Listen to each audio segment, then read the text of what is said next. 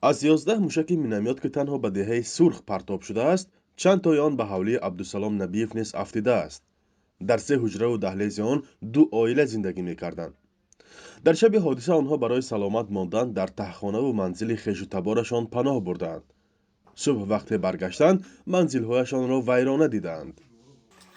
мо ҳамина ҳозир мана омада дида рафтан одамои кормандои давлат гуфтанд ки ҳоли ҷои чиба нарасид истад ки мо яво тафтиш мегузаронем, баъдан дипо хай дида мебурем. ҳамна тезтар ҳамина хоҳиш мекунем ки тафтишшона кунанд.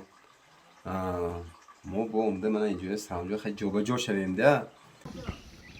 мисли муноқишаҳои қаблӣ бошандагони деҳаи марзии сомониён низ дафъатан хисороти зиёд диданд. аз рӯи ҳисоби аввалияи мақомот дар ин деҳа беш аз 11 ҳавливу як бунгоҳи тиббӣ зарар дидааст. дар он хонаҳое низ ҳастанд ки дар ин танишҳо борҳо зери ҳадаф қарор гирифтаанд. ин ҳавлӣ ба сокини деҳаи сомониён фарҳод фаёзов тааллуқ дорад, ки дар таниши марзии моҳи апрел-майи соли гузашта дар пайи оташсӯзӣ пурра тахриб гардида ва аз ҷониби мақомот моҳи июн дубора бозсозиву тақдим гардида буд. вале ин навбат низ, яъне дар ҳодисаи шаби 27 январ дубора ин хона ба коми оташ рафтааст ва ҳоло мебинем ки соҳибонаш дар хона нестанд ва дарашонро баста ба хонаи хешу-таборҳояшон рафтаанд. бо ин вуҷуд сокинони бархе хонаҳои зарардида аз таркиши ногаҳонии мушакҳо ё гулӯлаҳои партобшуда ҳанӯз бин доранд. мақомот чанде аз онҳоро безарар гардондааст, вале бошандагон аз таҷрибаи муноқишаҳои қаблӣ мегӯянд, баъди чанд рӯзи ҷанг низ шоҳиди таркиши мушакҳои зери хоку девор пинҳон монда мегарданд.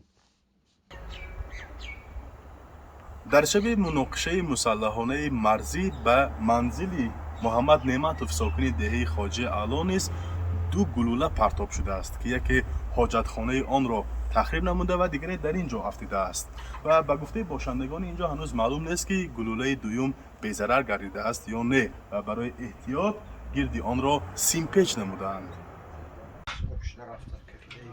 ҳоло аз ҷониби мақомот ғайри эълони расмии захмбардоштагону ҳалокшудагон иттилоъ дар бораи чӣ қадар будани хисороти молӣ маълум нест. то ҳол мақомот эълон накарданд ки кай хонаҳои сокинони зарардидаро бозсозӣ мекунанд. задухурди мусаллаҳона дар сарҳади тоҷикистону қирғизистон шоми 27 январ пас аз он рӯй дод ки мақомоти ду кишвар якдигарро ба роҳбандӣ гунаҳгор карданд. баъдан ду тараф шаби 28 январ дар бораи оташбази комил дар марз хабар доданд. шоҳрои Боткан Исфанаро мекушанд ва дар марз посбонии муштарак ташкил мекунанд.